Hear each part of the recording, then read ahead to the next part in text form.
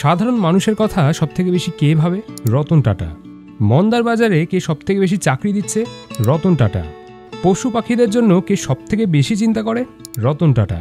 আর অসহায় মানুষ হোক কিংবা জরুরি অবস্থা, সবার আগে যেই মানুষটা নিঃস্বার্থভাবে এগিয়ে আসে তিনি হলেন একমাত্র রতন টাটা।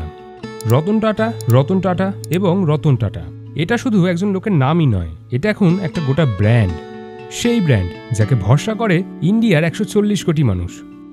যেই সময় দাঁড়িয়ে জিও, ভোডাফোন, এয়ারটেল সবাই খরচ বাড়িয়ে দেওয়ার কারণে তোমার আমার পকেট পুড়ছে, সেই সময় বিএসএনএল এর হাত ধরেই রতন টাটা এগিয়ে এলেন সাধারণ মানুষের কথা ভেবে, আর বাজারে নিয়ে এলেন সাশ্রয়ী প্ল্যান, যেখানে থাকছে উন্নত মানের পরিষেবা।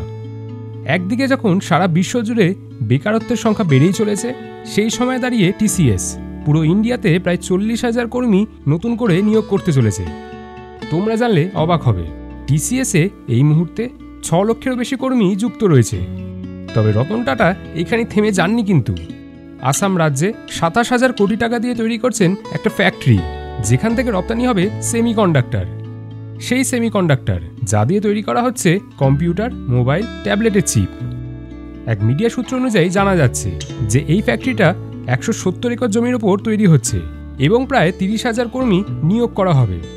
আর এইরকম আরও 2টো ফ্যাক্টরি তিনি তৈরি করছেন গুজরাট রাজ্যে, যেখানে প্রায় 1 লক্ষ কোটি টাকা বিনিয়োগ করা হবে।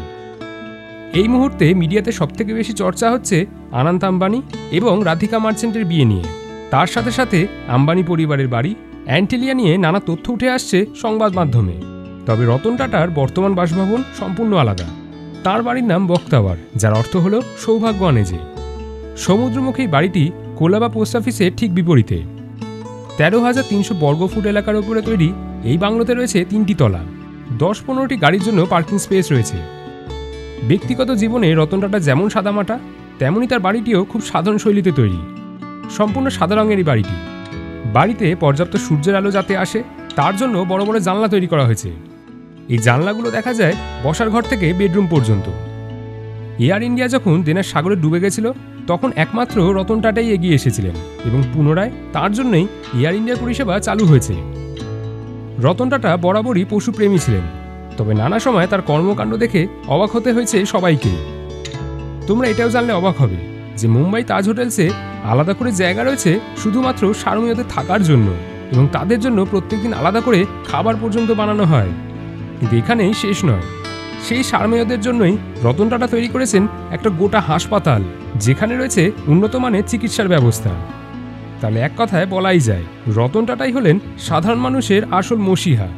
কি তাই তো? কেমন লাগলো আজকের এই ভিডিওটা জানাতে ভুলবেন না কমেন্ট করে।